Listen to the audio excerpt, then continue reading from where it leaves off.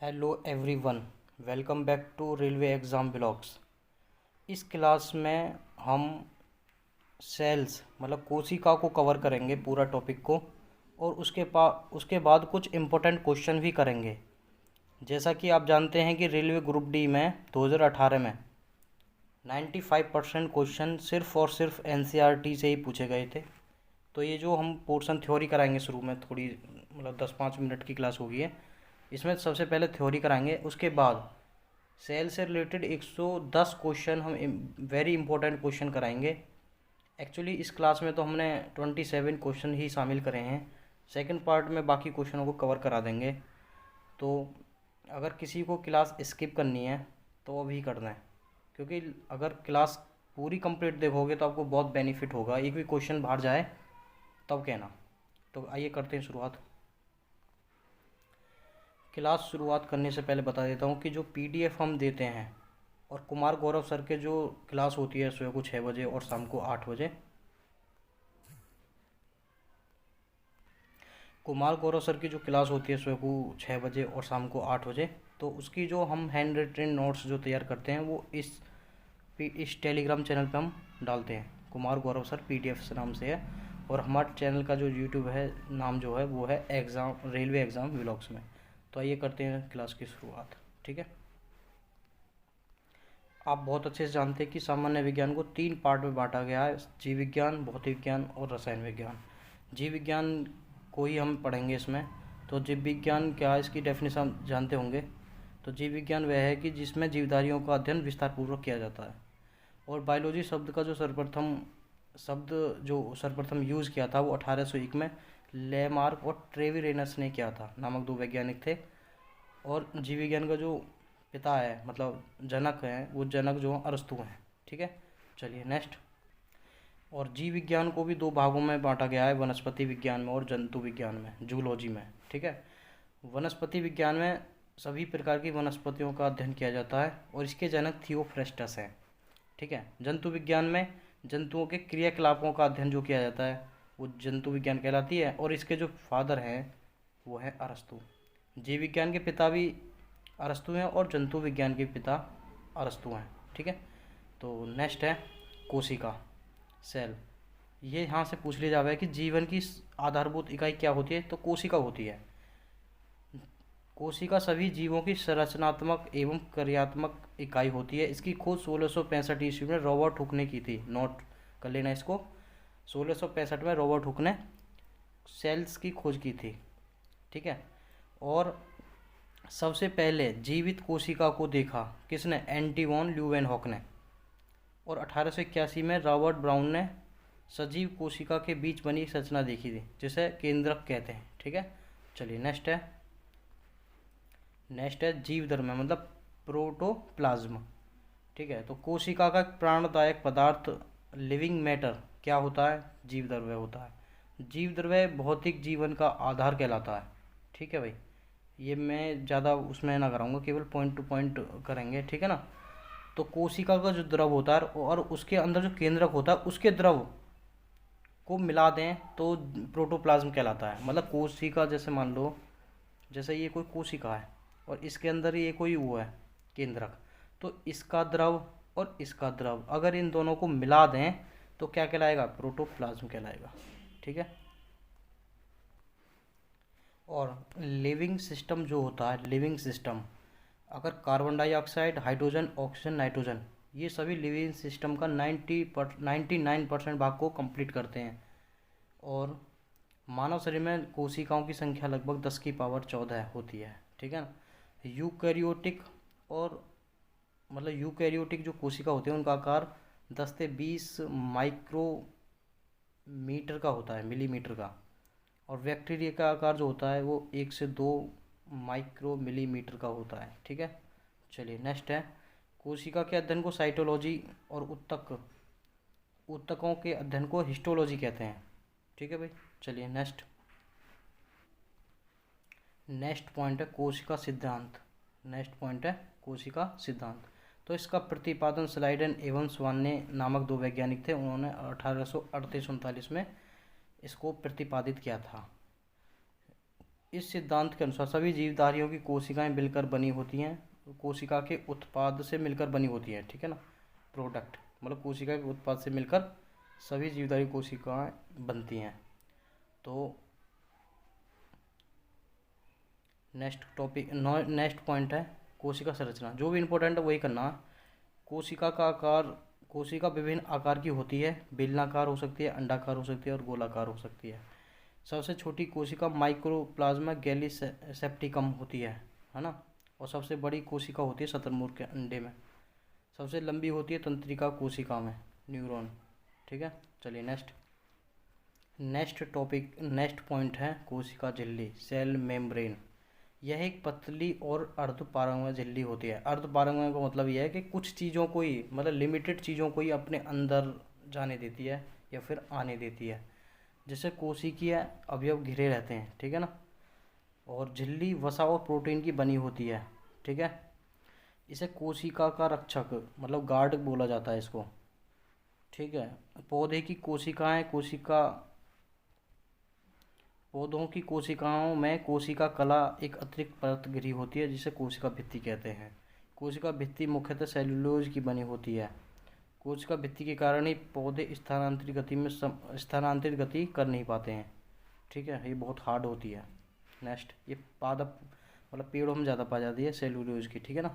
चलिए next point है केंद्रक, न्यूक्लियस। मैं इसकी PDF ग्रुप में प्रोवाइड करा दूंगा। कोशिका के मध्य स्थित संरचना को केंद्रक कहते हैं। इसकी खोज 1831 में रॉबर्ट ब्राउन ने की थी। किसकी? केंद्रक की खोज। इसका आकार जो होता है वो गोलाकार होता है, ठीक है। केंद्रक का निर्माण केंद्रक कला, केंद्रक द्रव, केंद्रिका तथा केंद्रक जाल द्वारा होता है, ठीक है। नेक्स्ट पॉइंट है DNA। DNA दो प्रकार के होते हैं प्यूरिक, जैसे एंटीनिन और ग्वानिन। ये दो प्रकार के आधार से मिलकर बने होते हैं। और दूसरी होती है पिरिमिडीन, इसमें थाइमीन होता है और साइटोसिन होता है, ठीक है। और केंद्र के अंदर स्थित जाल जैसी संरचना को क्रोमेटीन कहते हैं। केंद्र के अंदर जाल जैसी संरचना को क्रोमेटीन कहते हैं। उसमें हिस्टोन नामक प्रोटीन DNA और RNA में पाया जाता है, ठीक है। चलिए नेक्स्ट पॉइंट, सेल डिवीजन के समय जब क्रोमेटिन सिकुड़कर अनेक छोटे और मोटे धागे के रूप में संगठित हो जाता है तो इसे गुणसूत्र कहते हैं, क्रोमोसोम कहते हैं, ठीक है। प्रत्येक जाति के जीवधारियों में गुणसूत्रों की संख्या जो अलग अलग होती है, ठीक है। और मनुष्य में 23 जोड़े मतलब 46 गुणसूत्र पाए जाते हैं। प्रत्येक गुणसूत्र में जेली के समान एक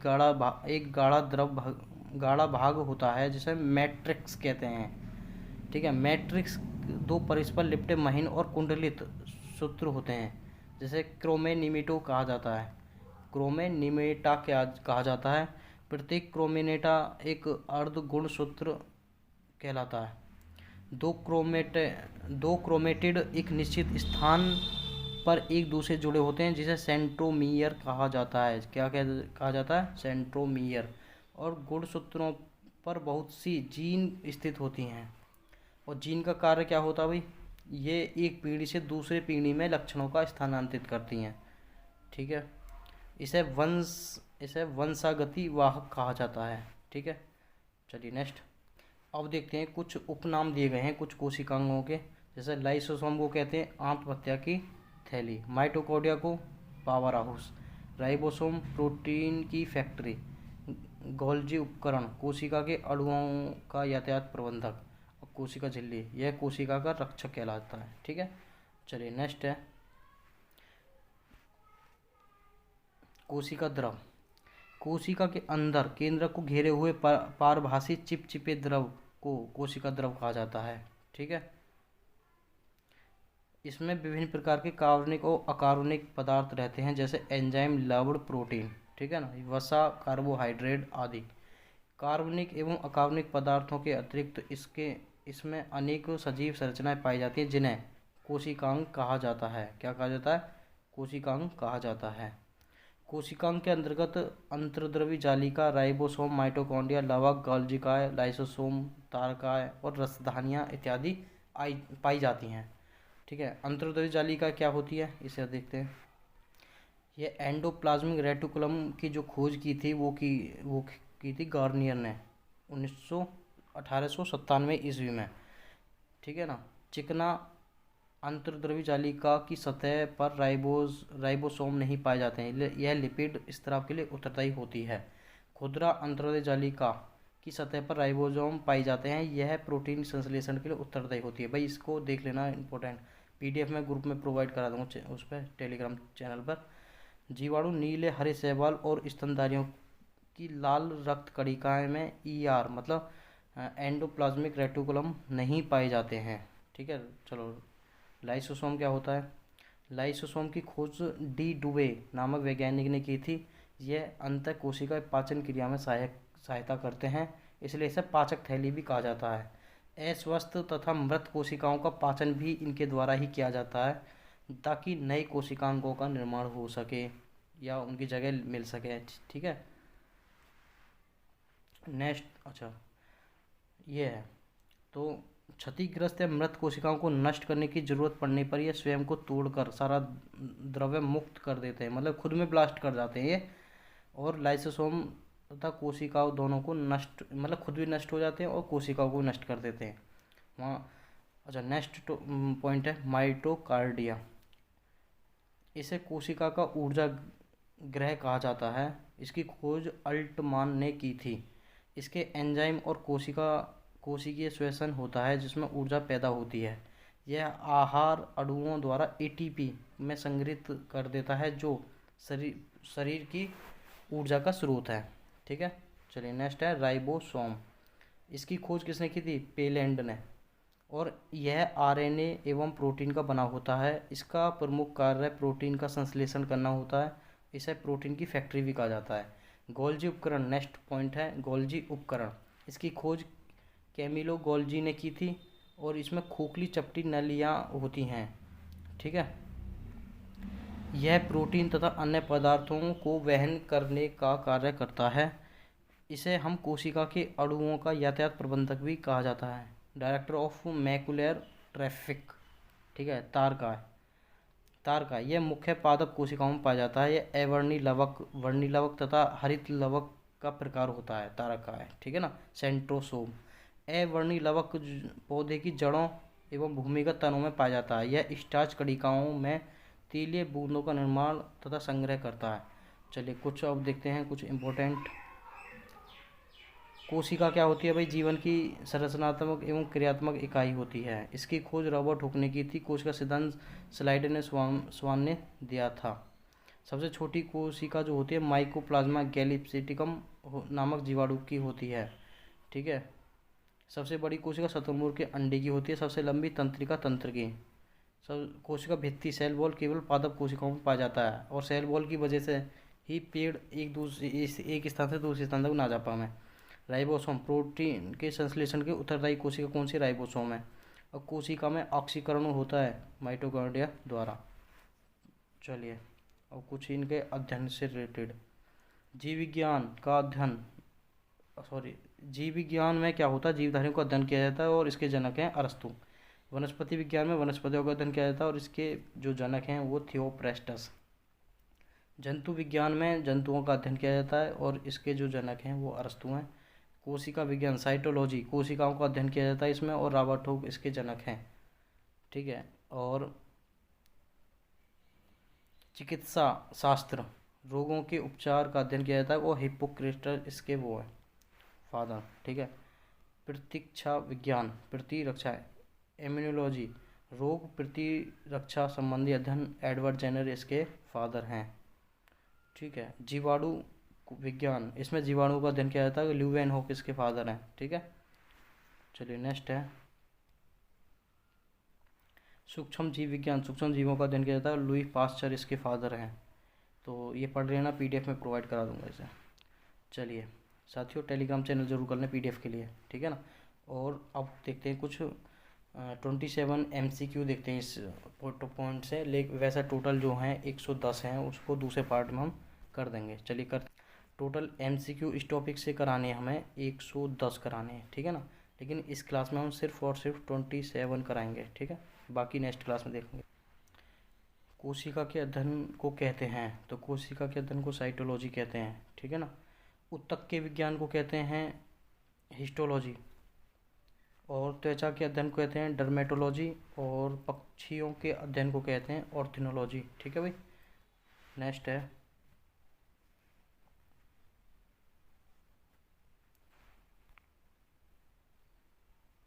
कोशिका विज्ञान के जनक कहे जाते हैं। कोशिका विज्ञान के जनक जो होते हैं वो रॉबर्ट हुक हैं। कोशिका विज्ञान के जनक रॉबर्ट हुक हैं। नेक्स्ट, सभी जीव डैश के बने होते हैं। सभी डैश जीव के बने होते हैं, तो किसके बने होते हैं भाई? सेल्स, कोशिका से बने होते हैं सभी जीव, ठीक है। नेक्स्ट, कोशिका की खोज किसने की थी? तो कोशिका की खोज की थी रॉबर्ट हुक ने। कब की थी? 1665 ईस्वी में की थी रॉबर्ट हुक ने, ठीक है। नेक्स्ट क्वेश्चन, रॉबर्ट हुक ने कोशिका की खोज कब की थी? तो कोशिका की खोज 1665 ईस्वी में रॉबर्ट हुक ने की थी। रॉबर्ट हुक ने कोशिका को सबसे पहले किस में देखा था? तो रॉबर्ट हुक ने सबसे पहले कोशिका को कॉर्क में देखा था, ठीक है। कोशिका एक लैटिन शब्द है जिसका अर्थ होता है छोटा कमरा, जिसका अर्थ होता है छोटा कमरा।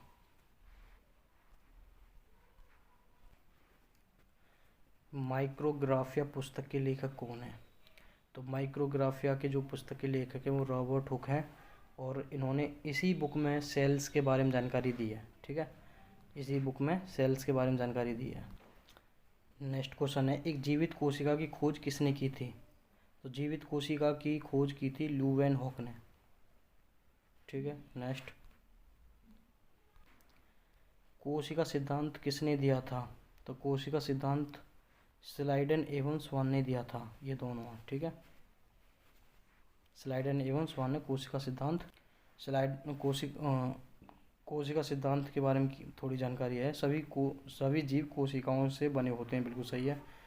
यदि नई कोशिकाओं का निर्माण पूर्व स्थित कोशिकाओं के विभाजन से ही होता है, ये मतलब आधुनिक कोशिका सिद्धांत में कही गई बातें हैं।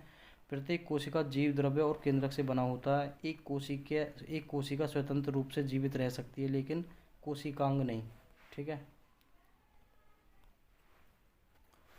कोशिका में जीव द्रव्य की खोज किसने की थी? तो कोशिका में जीव द्रव्य की खोज की थी डुजार्डिन ने। किसने? डुजार्डिन ने। और जो शब्द दिया था जीव द्रव्य का वो दिया था पुरकिंजे ने, ठीक है ना। तो इसका सही आंसर होगा डुजार्डिन। थ्योरी में भी देखा था कि जीव द्रव्य होता क्या है? तो जीव द्रव्य होता है जो केंद्रक होता है ना, केंद्रक। तो केंद्रक के अंदर जो भी द्रव भरा रहता है और जो इसमें भरा रहता है, मतलब चारों तरफ, इन दोनों को ही मिला दें तो क्या बनता है? जीव द्रव्य बनता है, कोशिका द्रव्य और केंद्रक के द्रव्य से मिलकर, ठीक है। चलिए नेक्स्ट,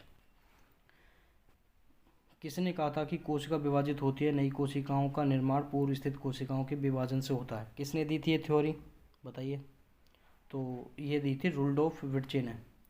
रुडोल्फ विर्चे ने कहा था कि नई कोशिकाओं का निर्माण पूर्व स्थित कोशिकाओं के विभाजन से होता है। नेक्स्ट क्वेश्चन,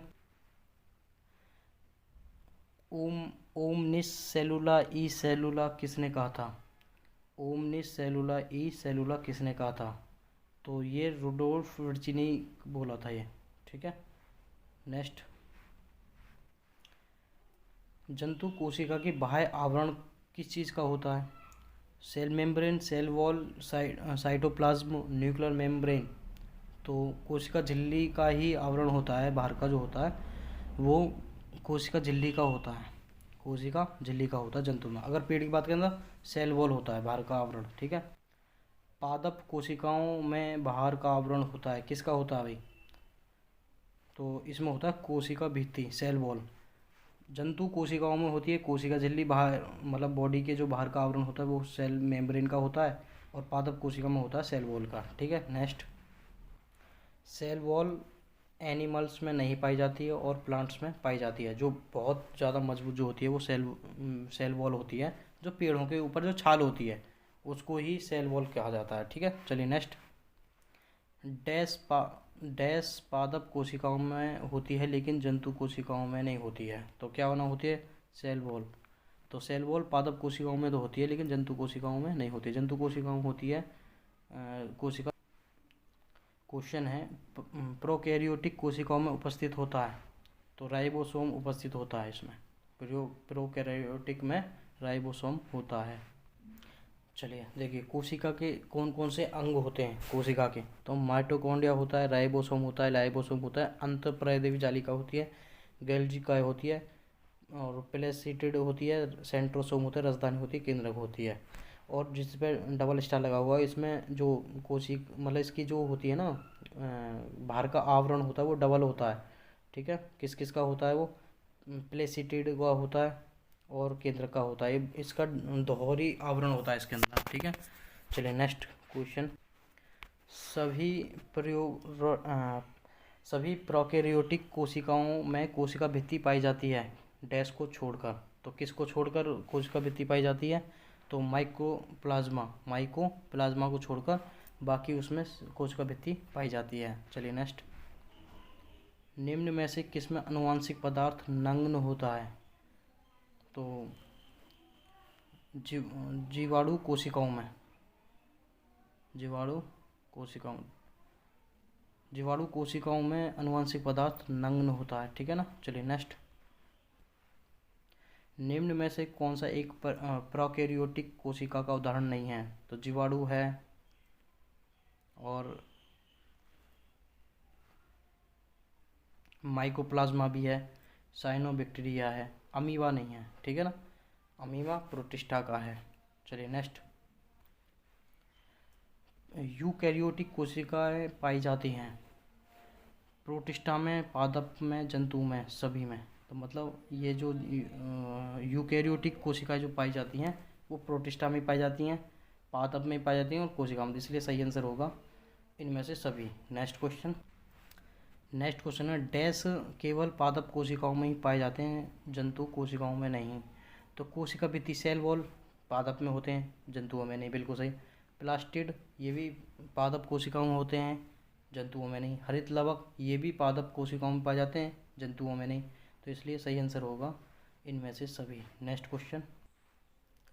जंतु कोशिकाओं में अनुपस्थित होता है। तो माइटोकॉन्ड्रिया होती है, लाइसोसोम होता है जंतुओं में, गोल्गी का बॉडी भी होती है। ठीक है ना, गोल्गी बॉडी भी होती है। प्लास्टिड ये पादप कोशिकाओं में पाया जाता है। तो सही आंसर होगा प्लास्टिड। नेक्स्ट। कोशिका भित्ति मतलब सेल वॉल अनुपस्थित होती है। तो पादपों में भी होती है, ये कवक में भी होती है, जीवाणु होती है, लेकिन अनुपस्थित किस में होती है? जंतुओं में अनुपस्थित होती है। सही आंसर होगा जंतुओं में। नेक्स्ट क्वेश्चन और लास्ट, ये लास्ट का क्वेश्चन है। कोशिका भित्ति को सबसे पहले किसने देखा था? तो सबसे पहले तो रॉबर्ट हुक ने देखा था मृत कोशिका। ठीक है, और ये नेक्स्ट क्वेश्चन है। अगर आपको 110 क्वेश्चन पढ़ने हैं तो आप हमें कमेंट कर दें, सपोर्ट रहेगा तो ज़रूर क्लास कराएंगे वो। ठीक है, तो मिलते हैं नेक्स्ट क्लास में। जय हिंद।